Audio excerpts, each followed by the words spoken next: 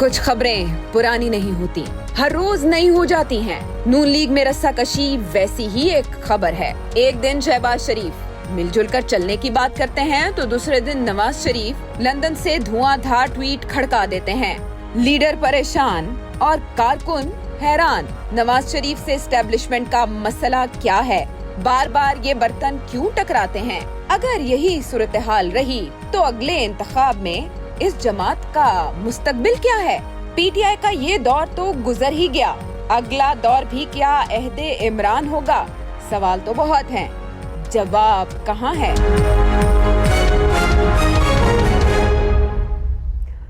अस्सलाम वालेकुम नाजरीन, नजम सेठी शो में खुश आमदेद। मैं हूँ सैयदा शनाज और मेरे साथ मौजूद है नजम सेठी साहब। वालेकुम नाजरीन, जैसे कल तो हमने डिस्कस किया इंटरव्यू के मुंदरजात जो भी शहबाज शरीफ साहब ने कहा, नजम सेठी साहब वो तो डिस्कस किया, उस पर आपने तबसरा भी कर दिया, लेकिन इंटरव्यू तक बात महदूद रहती तो ठीक था।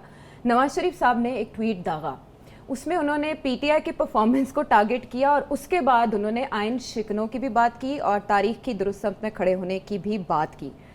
मेरा आपसे सवाल ये है कि उनका मुखातिब कौन है इस ट्वीट के जरिए? वो ट्वीट्स आप दिखा दें जी। हाँ। स्क्रीन पर नाजरीन चल रही हैं ट्वीट्स आपके सामने, और अगर मैं एग्जैक्ट पढ़ना चाहूँ तो ये है कि ये जद्दोजहद महज चंद सीटों की हार जीत के लिए नहीं बल्कि आइन शिकनों की गुलामी से निजात के लिए है और अपनी इज्जत नफ्स पर समझौता किए बगैर तारीख की दुरुस्त समत में खड़े नजर आने के लिए है। बिल्कुल ठीक। मुखातिब कौन? मुखातिब से पहले देखा जाए कि वो क्या कह रहे हैं। दो तीन बातें कह रहे हैं। आइन शिकनों की बात कर रहे हैं जी। तो बड़ी इंपॉर्टेंट बात है ये कि कौन से लोग हैं जिन्होंने आइन तोड़े या आइन को ख़राब किया, और वोटों की इज्जत की बात कर रहे हैं जी। तो मैं ये समझता हूँ कि ये इस्टेब्लिशमेंट की तरफ भी है और शहबाज शरीफ साहब भी है, दोनों की तरफ है। और ख़ुसूसन अपने मुस्लिम लीग के जो मेंबर्स हैं जो इधर उधर हो रहे हैं, जो परेशान हैं कि इस वक्त बयानिया नवाज शरीफ साहब का चलेगा या शहबाज शरीफ साहब का चलेगा, तो ये सब चीज़ों को एड्रेस कर रहे हैं। बड़ा सोच समझ के उन्होंने ये ट्वीट्स किए हैं। एक तो ये कि शहबाज शरीफ साहब ने जो बातें की हैं जिससे ऐसे लगता है कि अभी भी वो तुले हुए हैं कि जी वो इस्टेब्लिशमेंट के साथ मिल के कोई काम किया जाए आगे, और मियाँ साहब ने ये ट्वीट करके उसको ख़त्म कर दी बात को। उनका ये बात अब छोड़ दें इसको। अच्छा। तो मैं ये समझता हूँ ये काफ़ी फाइनल किस्म की उन्होंने पब्लिक में शहबाज शरीफ साहब के बयानियों को 0/0 रद्द कर दिया। अब दूसरी बात, उन्होंने फिर इस्टेब्लिशमेंट को टारगेट किया कि आइन की बात की। तो इसका ये मतलब है कि जब ये दोनों बातें कह दी, ये काफ़ी नहीं था कि शहबाज शरीफ साहब को कहना कि इस्टेब्लिशमेंट वाली बात ना करो।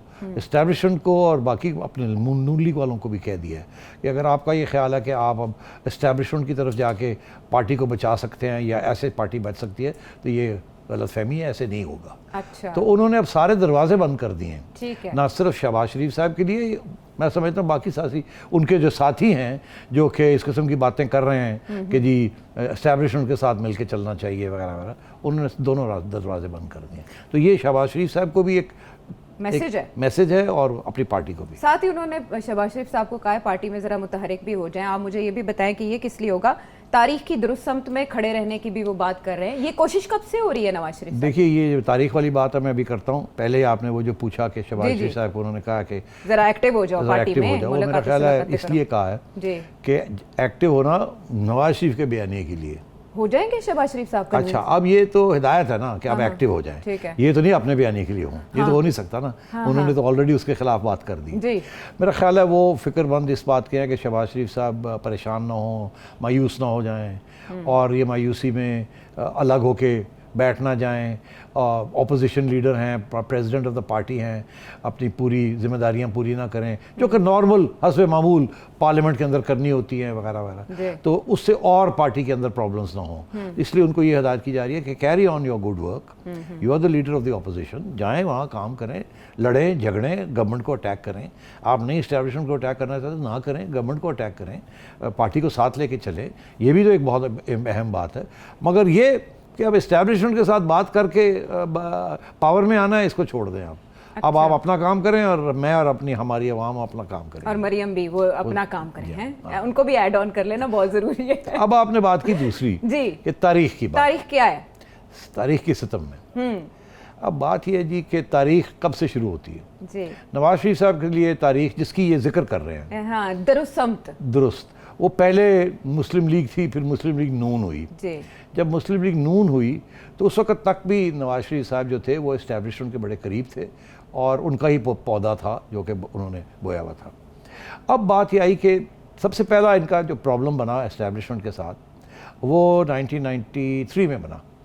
उस वक्त गुलाम इसाक खान प्रेसिडेंट थे और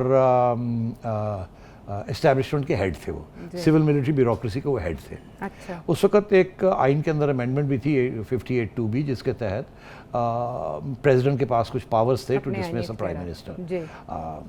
अच्छा, अब सिचुएशन ये है कि उस वक्त इनका झगड़ा हो गया प्रेसिडेंट इसाक के साथ जी। ये कहने लगे कि आर्मी चीफ की अपॉइंटमेंट मैंने करनी है। उस वक्त जो करंट आर्मी चीफ थे जनरल आसिफ नवाज, उनको हार्ट अटैक हुआ, वो फौत हो गए 1993 जनवरी में। उसके बाद नवाज शरीफ साहब प्रेसिडेंट के पास गए और ने कहा कि आइन में ये लिखा है कि you will appoint the president, आप ही अपॉइंट करेंगे प्रेसिडेंट आर्मी चीफ को, मगर मेरी एडवाइस मैं भेजूंगा, आप अपॉइंट करें। हाँ। उन्होंने आगे से कहा नहीं, आपकी एडवाइस बाइंडिंग नहीं है मेरे पे। इसके ऊपर क्लैरिटी नहीं थी कि कंसल्टेशन है, बाइंडिंग है, नहीं बाइंडिंग, इस किस्म के लीगल इश्यूज थे। अच्छा। तो गुलाम इसाक खान ने जो ये चाहते थे जिसको आर्मी चीफ बनाना, उन्होंने उसको नहीं बनाया। उन्होंने 5वें नंबर पे जनरल अब्दुल वहीद काकड़ को, क्वेटा में कोर कमांडर थे, उनको बुला के और उनको लगा दिया और वो बिल्कुल आउट ऑफ लाइन थे जी। अब इनका प्रेसिडेंट के साथ उस वक्त झगड़ा शुरू हो गया। उसमें फिर थोड़े अरसे के बाद प्रेसिडेंट ने इनको निकाल दिया। ये सुप्रीम कोर्ट में गए, सुप्रीम कोर्ट ने जस्टिस नसीम हसन शाह थे, उन्होंने इनको रिस्टोर कर दिया, ये वापस आ गए। इनकी प्रेसिडेंट के साथ लड़ाई झगड़ा और बढ़ गया बिकॉज प्रेसिडेंट ने निकाला, ये जुडिशरी के बैक के ऊपर वापस आ गए। ठीक है। फिर लड़ाई झगड़ा जब चला तो फिर जनरल वहीद काकड़ और DGI उस वक्त जावेद अशरफ काजी साहब थे, ये आए, इन्होंने आके नवाज शरीफ को कहा कि ये बंद करो। उसने कहा मैं नहीं बंद करूंगा, बुढ़े को बंद करे। अच्छा। बुढ़े के पास गए, मैं नहीं बंद करूंगा, इसको बंद करे। हाँ। उन्होंने कहा फिर ऐसे है कि आप दोनों घर जाएं। एनजे तो फिर एनजी सही। सही है, एनजी सही। तो उस वक्त गुलाम इसाक खान ने कहा ठीक है, वो घर चला गया, रिजाइन करके घर चला गया। मियाँ साहब ने कहा मैं डिक्टेशन नहीं लूंगा, मैं भी घर जा रहा हूँ। अच्छा। मियाँ साहब ने बहुत बड़ी इंपॉर्टेंट स्पीच दी उस वक्त कि मैं डिक्टेशन नहीं लूंगा, मतलब है प्रेसिडेंट की डिक्टेशन मैंने नहीं लेनी, तो बट मैं रिजाइन कर रहा हूँ। उनको कह दिया था फौज ने कि आप जाएं। हाँ। तो ये फिर दोनों घर चले गए। तो उसके बाद फिर और तो ये पहला जो था ना ये इशू, वो इस चीज़ के ऊपर हुआ कि मेरे आईनी पावर्स क्या है प्राइम मिनिस्टर। ठीक है। उसके बाद जो अगला फिर एक दौर आया कि ये 1997-98 में ये फिर 97 में ये फिर प्राइम मिनिस्टर बने और इनका झगड़ा किसी के साथ हुआ नहीं एज सच, थोड़ा बहुत जुडिशरी के साथ हुआ। सजाद अली शाह साहब थे, वो भी ये कहते थे कि आप अपने दायरे से बाहर निकल रहे हैं। जुडिशरी बड़ी एग्रेसिव हुई थी। ठीक है। और ये कह रहे थे कि आप अपने दायरे में रहें, मेरे भी पावर्स हैं, मैं प्राइम मिनिस्टर हूँ। तो हमेशा इनका इशू ये रहा है कि आप अपने दायरे में रहें, ये मेरा दायरा, आइन ने मुझे, अवाम ने मुझे, आप लोग तो मुंतखब नहीं हैं, ना आर्मी चीफ मुंतखब नुमाइंदा है, ना जुडिशरी के लोग हैं, आप लोग तो इस्टेब्लिशमेंट के लोग हैं जो कि पेरेनियली सारा वक्त परमानेंट लोग होते हैं। अवाम का नुमाइंदा तो मैं हूँ और अवाम को ही आइन रिकग्नाइज करती है। तो बात असूली नहीं है? तो बात असूली थी। ठीक है।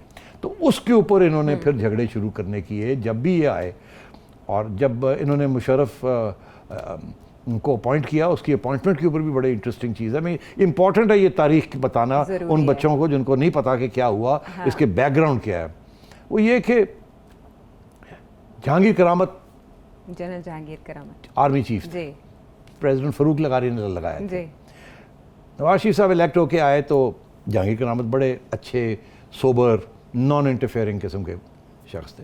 जहांगीर करामत साहब ने किसी नेशनल डिफेंस कॉलेज में कोई स्पीच थी, वहाँ ये कह दिया कि सिविल मिलिट्री को लड़ाई झगड़े रोकने के लिए अच्छी बात होती है कि एक नेशनल सिक्योरिटी काउंसिल बना ली जाए। अच्छा। जिससे प्रेसिडेंट बैठा हो और हम सब वहाँ बैठे हों, और कोई ऐसे इश्यूज होते हैं जो कि बाहर पब्लिक में नहीं करने होते, वहाँ हम बैठ के तय कर लेंगे। उसमें प्राइम मिनिस्टर भी होगा। नवाज शरीफ साहब को बड़ा ये कौन होता है ये कहने वाला, ये तो आइन में है ही नहीं ऐसी बात, तो ये मैं क्यों करूँ, मेरा पावर डाइल्यूट हो जाएगा, प्रेसिडेंट ऊपर बैठ जाएगा, आर्मी चीफ बैठा होगा तो मैं क्या बोलूँगा। अगेन इन्होंने ऑन प्रिंसिपल ने कहा नहीं ये नहीं ठीक, इन्होंने जहांगीर रामत को बुलाया, उन्होंने कहा जनरल साहब आपने ये क्यों कहा है? अच्छा जी मेरे तो नीयत अच्छी है, मैं चाहता हूँ लड़ाई झगड़े ना हो, बैठ के बात कर लिया करें। उन्होंने कहा सॉरी आप रिज़ाइन करें। अच्छा आर्मी चीफ को कहा रिज़ाइन करो ऑन दिस इशू। अच्छा वो शरीफ आदमी था, उन्होंने कहा मैं रिज़ाइन करता हूँ, वो रिज़ाइन करके घर आ गए। अच्छा जब घर आए तो आर्मी के अंदर बड़ी हलचल शुरू हो जाहिर गई है, कि हमारे बंदे, हमारे आर्मी चीफ को एक इस बंदे ने जिसको हमने बनाया था ये आंखें दिखा रहा है, इसको निकाल दिया। वहाँ बहुत सी बातें शुरू हो गई कि जी ये तो नहीं, और कुछ आर्मी अफसर थे वो आए जहांगीर करामत के पास, उन्होंने कहा हम कू करने लगे। अच्छा अच्छा जहांगीर करामत ने कहा बिल्कुल नहीं, ठीक है। ये उसका हक है आईनी, और जाने दो इस चीज़ को। हाँ अब वो नवाज शरीफ साहब वहाँ से कामयाब हुए, उन्होंने मुशर्रफ को अपॉइंट किया, मुशर्रफ आ गया, मुशर्रफ ने सलूट मारे आ गया। उसके बाद इन्होंने फैसला किया कि मैं हिंदुस्तान के साथ कश्मीर का मसला हल करने जा रहा हूँ, और इन्होंने इंडिया प्राइम मिनिस्टर वाजपेयी साहब को बुला लिया। ठीक है, वो लाहौर मुआहिदा 99। आर्मी को बात पसंद नहीं आई, जनरल मुशर्रफ को बात पसंद नहीं आई, उनके जर्नैलों को ये बात पसंद नहीं आई कि ये हमें पूछे बगैर ये क्या कर रहे हैं। नवाज शरीफ साहब नाराज़ तो हुए, मगर क्या करते उस वक्त। उन्होंने कहा ठीक है वील कैरी ऑन। अच्छा उसके बाद जनरल मुशर्रफ ने छुपे छुपे कारगिल कर दिया, ताकि ये जो इनिशिएटिव है नवाज शरीफ का हिंदुस्तान के साथ ये ख़त्म हो जाए, लड़ाई झगड़े शुरू हो जाए कारगिल के ऊपर, और ये जो पीस इनिशिएटिव ये कर रहे हैं कश्मीर का हल, हम तो कश्मीर ले लेते हैं जाके, लड़ाई कर लेते हैं। नवाज शरीफ ने कहा ये तो दस्या ही कोई नहीं, की करने जा रहे हो। और कहा जी हमने आपको ब्रीफिंग शिफिंग तो दी थी ना जी, ये है वो है, हम ये कर रहे वो हो रहा है, और हम तो है ही नहीं वहाँ तो कश्मीरी आए हुए हैं, हम तो गए नहीं, वो तो मुजाहिदीन है, ये अच्छा झूठ वूठ बोला। ठीक है। इनको समझ ही नहीं आई हुआ क्या। अच्छा जब इनको समझ आई हुआ क्या, उस वक्त तक पानी सर से गुजर चुका था। अच्छा इनको गुस्सा चढ़ा कि इसने तो मेरे साथ धोखा कर दिया, इसने मेरा सारा इनिशिएटिव उड़ा के रख दिया, इंडिया पीस इनिशिएटिव। ठीक है। तो उस वक्त फिर जनरल मुशर्रफ ने इनको कहा कि आप जाएं, क्योंकि हिंदुस्तान थ्रेटन कर रहा था कि हम ये कर देंगे, वो कर देंगे, ये कर देंगे। तो फिर ये गए वहाँ अमेरिका, और जाके इन्होंने माफ़ी किस्म की मांगी कि हमसे सॉरी ये हो गया। तो इनके जो कॉन्ट्रडिक्शंस हैं या इख्तलाफात हैं, वो इस किस्म की चीज़ें चल रही थी बैकग्राउंड के अंदर, जिसके साथ इस्टेब्लिशमेंट जो है उनके जो एक परसेप्शन थी इनके बारे में कि ये जो है ना ये हमारा पावर कम करना चाहते हैं, ये अपना पावर बढ़ाना चाहते हैं, ये एटसेट्रा एटसेट्रा। इनका मौक़िफ़ ये था मैं तो अपने दायरे में रहना चाहता हूँ, आप अपने दायरे से बाहर मत निकलिए। अच्छा, तो ये पुराना मसला चल रहा है। PMLN के अंदर जो झगड़ा है वो एक पेज को टारगेट करते हैं, उनके अपना पेज तकरीबन फटा हुआ है। शहबाज शरीफ साहब के इंटरव्यू के जवाब में शाहिद खाकान अब्बासी ने यह फरमाया कि वो उनसे पूछना चाहेंगे कि वो कौन सी ऐसी स्ट्रेटजी थी जिसकी बुनियाद पर हम कामयाब हो सकते थे। अब आपने बताया तो था कल कि ये मुस्लिम लीग नून आ जाती इक़्तिदार में, और क्या शहबाज शरीफ साहब मेरा ख्याल है जो इशारा जो हाँ था, मैं कल थोड़ा सा जान के मैंने वजाहत नहीं की, मैंने कहा शायद ये अब क्योंकि खाकान अब्बासी साहब ने ये कह दिया, बताएं तो सही हमें क्या, वो तो ऐसे कह रहे हैं जैसे उन्हें पता ही नहीं है। अच्छा। तो फिर अगर ऐसी बात है तो फिर बात ये जो थी, जो हमें समझ आई थी कि कुछ अंडरस्टैंडिंग थी बिटवीन इस्टेब्लिशमेंट एंड शहबाज शरीफ साहब। अच्छा। कि नवाज शरीफ साहब और मरियम बाहर चली जाए। अच्छा। बाहर 5 साल रहें। अच्छा। हम यहाँ इलेक्शन हो जाएंगे, आप जीत जाएं इलेक्शन, आपका पॉपुलैरिटी है, आपको प्राइम मिनिस्टर बना दिया जाएगा। अच्छा। ये शायद इस किस्म की अंडरस्टैंडिंग थी। अच्छा, हुआ ये कि शहबाज शरीफ साहब बड़े खुश, ठीक है, कुछ फैसला शायद हुआ कि आप बाहर चले जाएं, और ये इनको इजाज़त मिल गई बाहर जाने की, शहबाज शरीफ साहब को, नवाज शरीफ साहब को और मरियम को। ठीक है, शहबाज शरीफ साहब यहीं रहेंगे, वो दोनों मंजर से आउट हो जाएंगे। वो चले गए बाहर। हाँ। ये बात थी कि उनकी अहलिया जो थी वो बीमार थी, उनको देखने के लिए चले गए। जी। पीछे से जो अदालत थी जहां इनके खिलाफ केस चल रहा था, उसने उसको होल्ड कर लिया, अपनी जजमेंट फ्रीज कर ली। ठीक है। मेरा ख्याल है अंडरस्टैंडिंग ये थी शहबाज शरीफ साहब की और एस्टैब्लिशमेंट की कि इनको बाहर ही रखना है, और यही शहबाज शरीफ साहब ने पार्टी को भी कन्वे कर दिया था कि या इस तरह करें। इशारे हुए होंगे या समझ ये थी कि ये आप बाहर रहेंगे, इनका जो बयानिया है ये बाहर रहेंगे, मुकमुका हो गया, अल्लाह खैर, और मैं शेरवानी पहनूंगा, और मैं शेरवानी पाऊंगा। उसमें हुआ ये कि मियाँ साहब ने फैसला किया कि नहीं, मैं वापस जाऊंगा, और मैं वापस जाके अदालत पे खड़ा होऊंगा, और वहाँ जो सज़ा इन्होंने देनी है मैं सुनूंगा। अच्छा। जब ये पता चला इस्टेब्लिशमेंट को और लोग यहाँ के करते धरते, तो उन्होंने कहा ये तो वापस ना आ जाए, बेहतर ये है कि अभी ये वायर है, अभी जजमेंट अनाउंस कर दी जाए कि आपको कन्विक्ट कर दिया गया। ऐसा ही हुआ, ताकि फिर ये बाहर ही रहें, क्योंकि जेल कौन काटेगा आके अब 20 साल, तो इनको ये डराने के लिए अभी करो। इन्होंने इनके एब्सेंट के अंदर एब्सेंस इन्होंने कर दिया। अच्छा। मियाँ साहब ने कहा ऐसी तैसी मैं हूँ वापस आना ही आना। ये और मरियम फिर इन्होंने फैसला किया इलेक्शन से पहले वापस आएंगे। उसके साथ सारा वो जो सारा तितर बितर चौपट हो गया, वो सारा जो प्लान था ना वो फारग हो गया। अगर मियाँ साहब वापस ना आते, चुप करके बैठे रहते वहाँ, तो शायद वो जो जजमेंट रिजर्व हुई थी वो रिजर्व ही रहती। आप समझे ना? ठीक है, वो रिजर्व रहती, कन्विक्शन ना आती। ना आती तो फिर इसका ये मतलब है कि वो अभी भी गेम में थे मगर बाहर थे। अब वो जब वापस आने का उन्होंने इरादा किया तो उन्होंने कहा इसको कन्विक्ट करके ख़त्म किया जाए मामले को। ठीक है। और उसमें शहबाज शरीफ साहब भी, उनकी जो बाजी थी वो भी रह गई। ये था वो प्लान, ये थी वो हिकमत अमली जिसकी बुनियाद पर। लेकिन चौथी बार वज़ीर आज़म बनने की भी वो बात कर रहे हैं नवाज शरीफ साहब की, उस पर भी हमें बहुत डिटेल में एक एनालिसिस की ज़रूरत है। लेकिन जैसे कि नजम सेठी साहब ने फरमाया कि इस तरह से होता तो तब प्लान वही रहता, लेकिन उसके बरक्स हुआ तो शहबाज शरीफ साहब के थोड़े दिल में मलाल है कि वज़ारत उस्मा एक बार फिर उन्हें छू के गुजर गई और मुस्लिम लीग नून को आज जो मुश्किलात हैं वो कुछ ऐसी स्ट्रेटजी की वजह से। लेकिन जो नवाज शरीफ का बयानिया है वो इमरान खान साहब को मजबूत किए हुए है और वो ये बार बार कहते हैं कि he is the only option.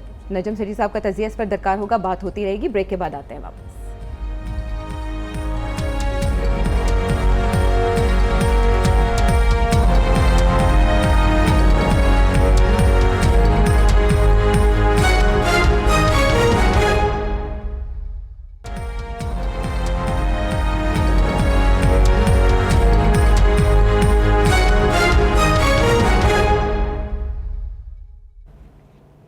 Welcome back to the show.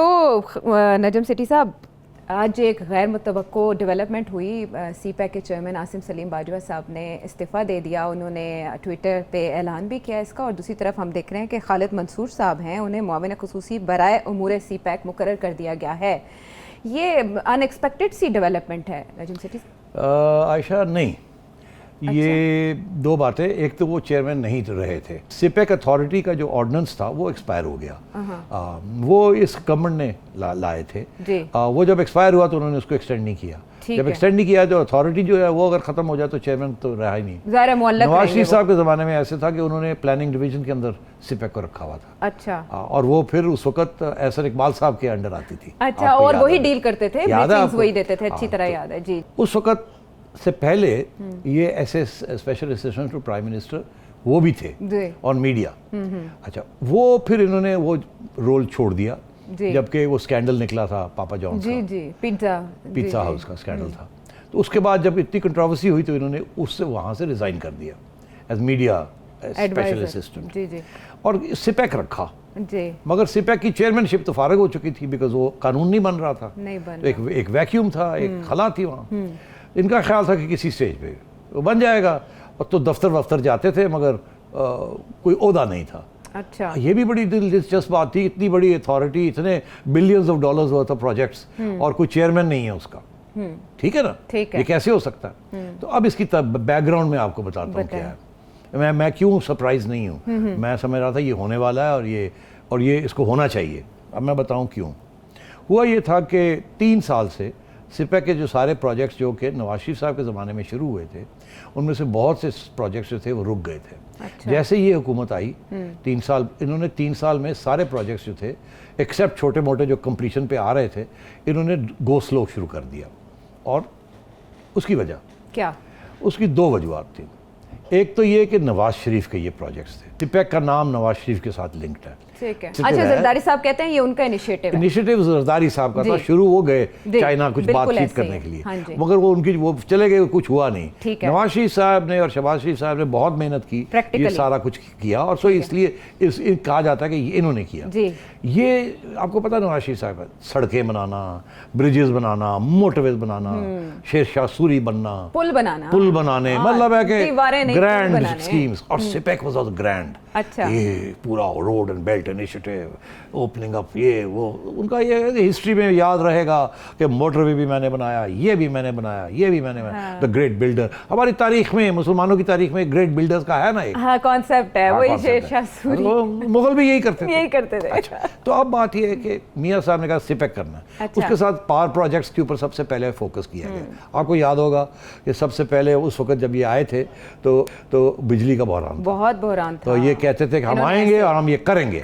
इन्होंने आते सार चीनियों को कहा आ जाओ लगा दो लगा दो लगा दो, ठीक है। वो भागे भागे आए, 4 पैसे उन्होंने ज्यादा ले लिए, ले लो कोई बात नहीं, जब वक्त आएगा देने का देखी जाएगी, ठीक है, अभी तो लगाओ ना यार, ठीक है। तो जनाब इन्होंने लगा के बिजली का बुरहान खत्म कर दिया जी। मगर अभी भी बहुत से प्रोजेक्ट्स रह गए थे, जिसमें कोई थर में 2-3 प्रोजेक्ट्स हैं एंड सो ऑन, और फ्रंट केपी में 1-2 प्रोजेक्ट्स हैं।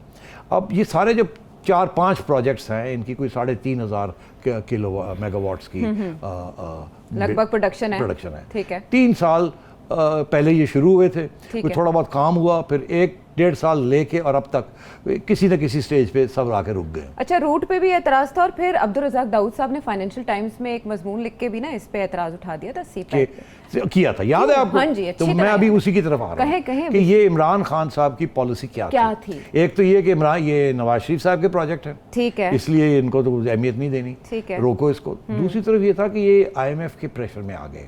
अच्छा, आपको याद होगा शुरू में असद उमर साहब जब फाइनेंस मिनिस्टर थे तो वो कहते थे हमने IMF के पास नहीं जाना, याद है आपको? अच्छी तरह याद है। कैसे IMF कहती थी कि ये चाइना प्रोजेक्ट्स बंद करें जी, ये बड़े पैसे और हिसाब किताब दें जो इसमें जितना लिया दिया, हाँ जी। तो असद उमर साहब उस वक्त क्लियर नहीं थे कि हमने क्या करना है क्या नहीं करना, तो सिपेक डामाडोल था।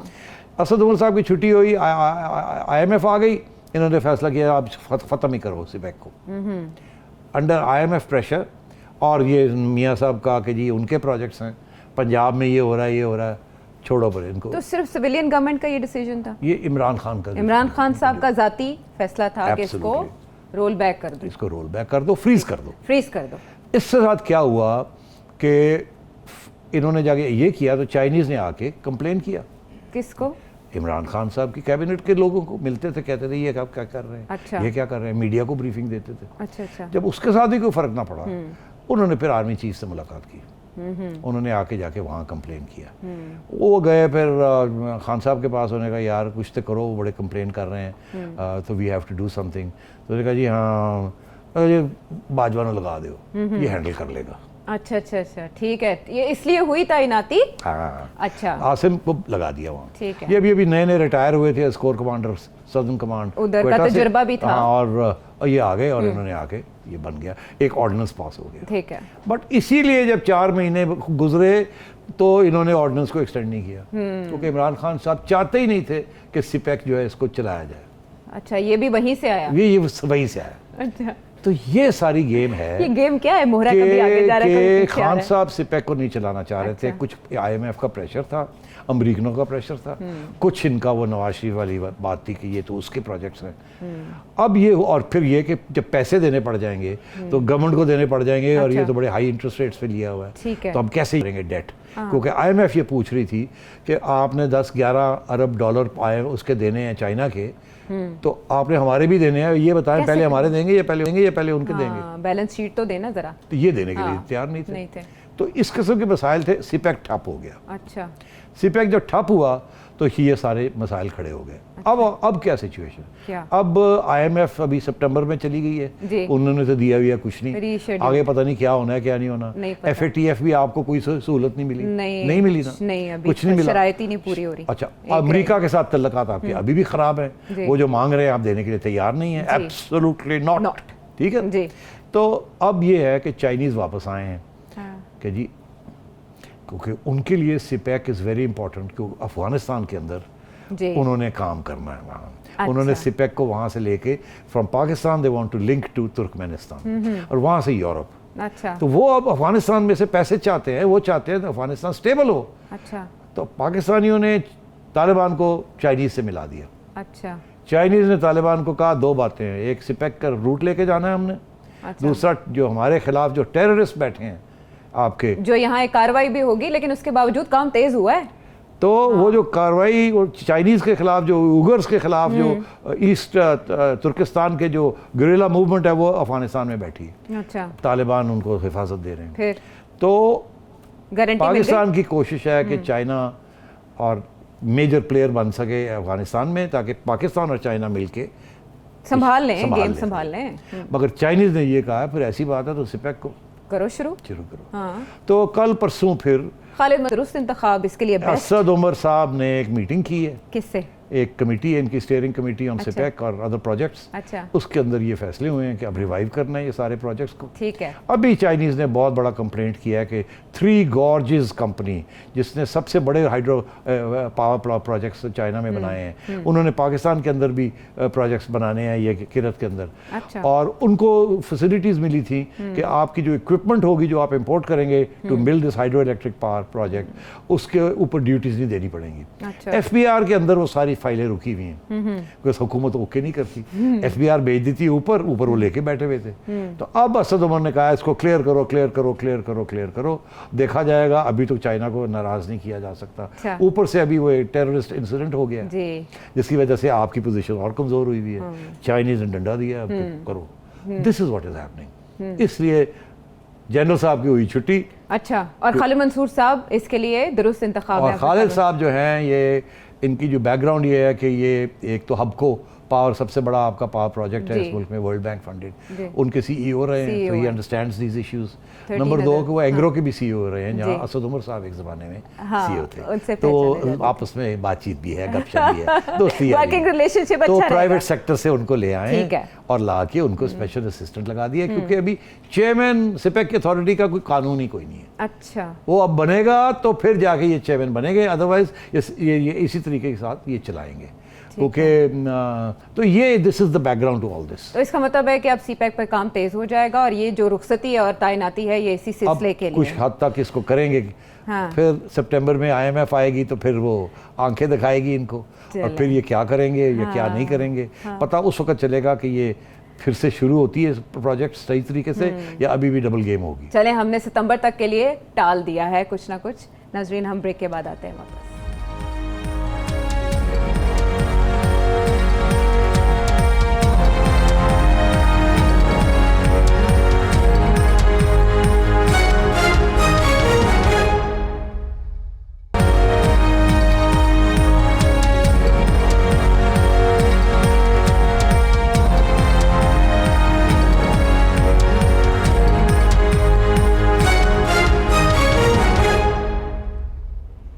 Welcome back to the show. और अब आप जो सवाल नजम सेठी साहब से करना चाह रहे हैं उनको शामिल कर लेते हैं।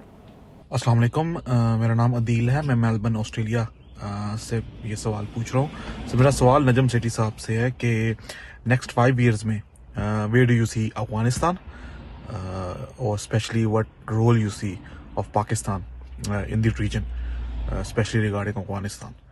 अस्सलाम वालेकुम, मेरा नाम फ़हीम बतरस है और सेठी साहब मेरा आपसे सवाल ये है कि ये जो अफगानिस्तान की बिगड़ती हुई सूरत इसका बलूचिस्तान की सियासत पे क्या असर हो सकता है? अच्छा, ये 2 सवाल है ना अफगानिस्तान से मुतालिक ही हैं कि 5 साल बाद अफगानिस्तान को आप कहाँ देखते हैं और अफगानिस्तान की सूरत हाल का पाकिस्तान में बलूचिस्तान पर कोई असर होगा या नहीं, ये क्वेश्चन है। ओके, अच्छा जी, ऐसे है कि पहले वो बलूचिस्तान वाली इशू ले लेते हैं। बलूचिस्तान में शॉर्ट टर्म में आपने देखा ऑलरेडी एक्ट्स ऑफ टेररिज्म बढ़ रहे हैं।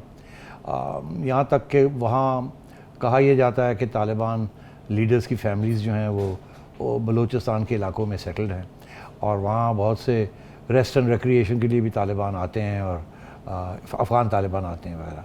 तो बलूचिस्तान जैसे आप समझें कि वो बॉर्डर एरिया है, साउथ अफ़गानिस्तान से लगता है। साउथ अफ़गानिस्तान, सदर्न अफ़गानिस्तान जो है वो तालिबान का बेस एरिया है। तो इसलिए वो ऑटोमेटिक है कि वो अगर वहाँ कोई प्रेशर पड़ता है उनके ऊपर तो वो आ जाते हैं पाकिस्तान के बलूचिस्तान के इलाके में। तो बलूचिस्तान जैसे आप समझें कि एक किस्म का बेस एरिया है जब रेफ्यूजीज़ के लिए। तो आप रेफ्यूजीज सिर्फ क्वेटा की तरफ जब आएंगे तो वो बलूचिस्तान के इलाकों से इन्हीं बॉर्डर एरिया से आएंगे। तो एक तो ये कि आपको देखना पड़ेगा कि ये पेशावर में एक स्ट्रीम रेफ्यूजीज़ की आएगी, दूसरी स्ट्रीम क्वेटा की तरफ से आएगी। दूसरी बात ये है कि हम भूल जाते हैं कि तालिबान का जो एक बहुत से लीडर्स जो हैं उनको ड्रोन स्ट्राइक्स के ज़रिए बलूचिस्तान की टेरिटरी में उनको असैसिनेट किया गया, अमेरिकन्स ने किया। जो आखिरी लीडर था तालिबान का उसको भी बलूचिस्तान की टेरिटरी में ड्रोन्स ने टारगेट किया। वो ईरान गए हुए थे, ईरान से वापस आ रहे थे और बलूचिस्तान से जा रहे थे अफ़गानिस्तान की तरफ, हेलमंद की तरफ, और अमेरिकन ड्रोन्स ने उनको अटैक करके असैसिनेट कर दिया। उसके बाद फिर ये जो आजकल के जो अमीर हैं उसके बाद उनकी इलेक्शन हुई। तो अच्छा, अब अर्ज़ ये है कि तो बलूचिस्तान के जो हालात हैं वो तो कोई बेहतरी की तरफ नहीं जा रहे, वो तो और गंभीर होंगे। आइए कि अफ़गानिस्तान में क्या होगा अगले 5 साल। जो मुझे नज़र आ रहा है वो ऐसे नज़र आ रहा है जी कि तालिबान सबसे पहली उनका ऑब्जेक्टिव ये है कि किसी तरीके के साथ गनी की हुकूमत को छुट्टी कराई जाए, और अगर गनी की जगह पे कोई और आ जाए तो वो तालिबान को सूट करेगा, बिकॉज़ इस वक्त उनका टारगेट 2 ही हैं, एक गनी जाए और एक उनके प्रिजनर्स जो हैं वो 7000 के करीब जो हैं वो रिलीज़ हो जाएं। वो रिलीज़ नहीं होने। गनी मेरा ख़्याल है इसकी ज़िंदगी जो है ना, सियासी ज़िंदगी अब ख़त्म होने को आ रही है। मगर इसका ये मतलब नहीं है कि अमेरिका जो है वो चला गया यहाँ से। अमेरिका बिल्कुल नहीं गया। अमेरिका रीपोजिशन कर रहा है। अमेरिका ने किसी सूरत में भी तालिबान की हुकूमत वहाँ नहीं बनने देनी, और अमेरिका ने अभी अपने बजट के अंदर $3.2 बिलियन सैंक्शन किए हैं per year to help the Afghan government and army. तो गनी रहे या ना रहे, अमेरिका इसको सपोर्ट करेगा, अपनी गवर्नमेंट को जो कि सेक्युलर और नेशनलिस्ट गवर्नमेंट है, और उसके अंदर पश्तून भी हैं और ताजिक भी हैं, हज़ारा भी हैं। वो ब्रॉड बेस्ड गवर्नमेंट उन्होंने वहाँ बनाई हुई है, और वो यही चाहेंगे कि तालिबान इनको ज्वाइन करे और वहाँ को पावर शेयरिंग हो जाए। और मेरा ख्याल है कि तालिबान उसके लिए तैयार नहीं है। तो सिविल वॉर चलेगी। लोग कहते हैं जी सिविल वॉर हो जाएगी, मैं कहता हूँ सिविल वॉर तो हो रही है वहाँ, सिविल वॉर ख़त्म नहीं होगी। और प्रेशर सारा जो है ना वो पाकिस्तान पे आएगा, क्योंकि ये कहा जाएगा, इंटरनेशनल कम्युनिटी ये कहेगी कि आप तालिबान को ख़त्म नहीं कर रहे, आप तालिबान को कमज़ोर नहीं कर रहे, आप तालिबान को समझा नहीं रहे हैं, और आपने फिर तालिबान रेफ्यूजीज़ जो हैं वो आपके बलूचिस्तान के इलाकों में और फाटा के इलाकों में आके बैठ जाएंगे, and so on and so fourth, और उसके अंदर टेररिस्ट भी होंगे और तालिबान के लीडर्स भी होंगे। तो मैं ये समझता हूँ कि अभी कोई चांस नहीं है वहाँ कोई कॉन्फ्लिक्ट ख़त्म होने का। मेरा अपना ख्याल है कि सिविल वॉर और गहरी होगी वहाँ, बिकॉज अगर $3.2 बिलियन उनको दे रहे हैं तो इसका ये मतलब है कि अफ़गान आर्मी को पैसे मिलते रहेंगे, वो लड़ती रहेगी। और मैं अब ये भी आपसे कहना चाहूँगा कि अमेरिका जो रीपोजिशनिंग अपनी कर रहा है वो एयर पार की कर रहा है, यहाँ तक कि उससे जो पाकिस्तान से जो मांगी है फैसिलिटी, वो बेस की फैसिलिटी नहीं मांगी, वो ओवरफ्लाइट्स की फैसिलिटी मांगी है। उनके एयरक्राफ्ट कैरियर्स जो हैं वो इंडियन ओशन में हैं, और वहाँ से जैसे 2001 में उन्होंने बमबारी की थी वो मिसाइल्स के ज़रिए और B-52 बॉम्बर्स के ज़रिए, वो फिर वो उसी किस्म की स्ट्रैटेजी इख्तियार कर सकते हैं। अगर उन्होंने देखा कि तालिबान जो है वो काबुल की तरफ बढ़ रहे हैं और उनकी जो फोर्सेस हैं वो इकट्ठी हो रही हैं कहीं या शहर में या कहीं और, तो वो फिर अमेरिकन इंटरवेंशन फिर से आएगी। उसी वक्त फिर से वही बात आएगी जो कि उस वक्त अमेरिकन एडमिनिस्ट्रेशन ने पाकिस्तान के जनरल मुशर्रफ को कहा था, you are either with us or you are not with us. तो ये बात फिर एक दफ़ा आएगी। तो अगले 5 साल में मुझे नज़र ऐसे आ रहा है कि Afghanistan unstable, civil strife, civil war, refugee problem for Pakistan और टेररिज्म इन पाकिस्तान, क्योंकि जो TTP है और बलोच फाइटर्स हैं वहाँ, जो सेपरेटिस्ट हैं वो, और आइसिस, ये सारे इनकी ये कोशिश होगी कि ये किसी तरीके के साथ चाइनीज़ इन्फ्लुएंस और पाकिस्तानी इन्फ्लुएंस को कम करें, और अमेरिका जो है वो ज़ाहिर है उधर फंडिंग करेगा या उनको सपोर्ट करेगा जो चाइना के ख़िलाफ़ खड़े होंगे। तो इस किस्म की ग्रेट पावर गेम जो है वो अगले 5 साल वहाँ चलेगी, और मुझे कोई उसकी एंड नज़र नहीं आ रही अभी। बहुत अहम जो डेवलपमेंट पंजाब असेंबली में आज हुई, एक बिल जो है अरकान असेंबली इस्तेहकाक तरमीमी एक्ट 2021 जो है वो दोबारा मंजूर कर लिया गया। पहले गवर्नर साहब ने एतराज़ लगा दिया था, इसमें बड़ी आवाज़ें उठ रही हैं, लेकिन आज चौधरी साहब बहुत बरहम दिखाई दिए, स्पेशली ऑन ब्यूरोक्रेसी, बट कहीं ना कहीं सहाफ़ियों का भी तस्करा था कुछ। जी हाँ, ऐसे हुआ कि कुछ अर्सा पहले इन्होंने बिल इसी किस्म का बनाया था जी, जिसका बेसिकली लगता है ऐसा था कि सहाफ़ियों के ख़िलाफ़ बनाया। अच्छा, क्योंकि सहाफ़ी कवर करते हैं, वहाँ लड़ाई झगड़े जो होते हैं, इंटरव्यूज़ होती हैं, सब कुछ होता है। ये MPs जो हैं ये बड़े नाराज़ हो जाते हैं कि देखें जी मीडिया ने ये लिख दिया हमारे बारे, ये लिख दिया, और तो वो चलता रहता है। तो इन्होंने सोचा कि कोई ऐसा बिल लाया जाए कि मीडिया को रोका जाए, मगर वो शोर पड़ गया। गवर्नर साहब ने सोचा कि इनको कहा जाए यार एक दफ़ा फिर देख लो, तो ये वापस आ गया। अब ये बिल इन्होंने फिर से बनाया। अच्छा, इसके अंदर वो मीडिया वाला सेक्शन तो रहने दिया, अच्छा, मगर इन्होंने इस तरीके से इसको बनाया कि ये ब्यूरोक्रेसी को टारगेट कर रहे हैं। अच्छा। अब मैं आपको बताऊं क्यों ब्यूरोक्रेसी को टारगेट कर रहे हैं। चौधरी परवेज़ इलाही के सेक्रेटरी हैं एक भट्टी साहब असेंबली में। अच्छा। भट्टी साहब के एक भाई हैं जो कि MPA हैं। अच्छा। उन्होंने ये प्राइवेट मेंबर्स बिल फ्लोट किया। अच्छा। रातों रात ये बनाया गया और ये बना के इसको ला के और इसको पास कर दिया। अच्छा। और इसके पीछे चौधरी परवेज़ इलाही का हाथ है। चौधरी परवेज़ इलाही बड़े नाराज़ हैं इमरान खान साहब से, क्योंकि जो ब्यूरोक्रेसी है पंजाब की वो उनकी मदद नहीं कर रही जिस तरीके के साथ उनको उनका ख्याल उनकी करनी चाहिए। अच्छा। उनकी 4 डिस्ट्रिक्ट्स के अंदर उनको एडमिनिस्ट्रेशन की सपोर्ट की ज़रूरत है, पैसों की सपोर्ट की ज़रूरत है, SPs वगैरह वगैरह वगैरह। और वो मंडी बहाउद्दीन हो गया, नारोवाल हो गया, बहावलपुर हो गया और गुजरात। तो चौधरी साहब के घास नहीं बन रही। अच्छा। चौधरी साहब अब काउंटर प्रेशर डाल रहे हैं ब्यूरोक्रेसी पे, सुधार लेंगे उन्हें। क्योंकि ब्यूरोक्रेसी जो है वो तो चल रही है इस्लामाबाद से। और इमरान खान साहब तो आपको पता है उन्होंने चौधरी को घास नहीं डाला, नहीं ना डाला। 3 साल के बाद जाके मुनिस इलाही को अब जाके उनको अपॉइंट किया। चौधरी साहब की गेम ये थी कि उन्होंने पहले तो साथ मिलके अपने जो केसेस है नैब के अंदर वो ख़त्म कराए। हाँ।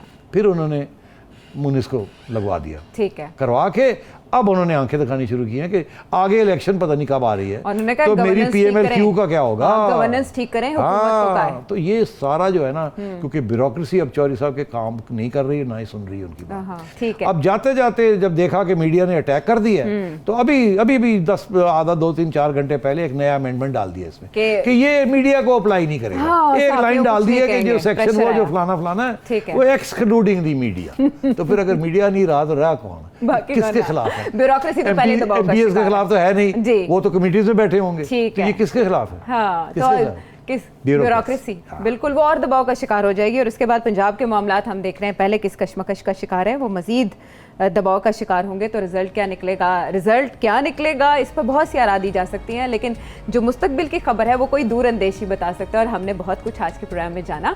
स्क्रीन पर आपके सामने एक नंबर चल रहा है, इस पर आप अपने वीडियो मैसेज के जरिए सवाल दाग सकते हैं, पूछ सकते हैं, हम उसे प्रोग्राम में शामिल करेंगे। इस नंबर पर आप कॉल नहीं करेंगे, मुख्तसर दौरानिए का सवाल और आपके फीडबैक का रहेगा हमें इंतजार। अगले प्रोग्राम तक के लिए अल्लाह निगहबान।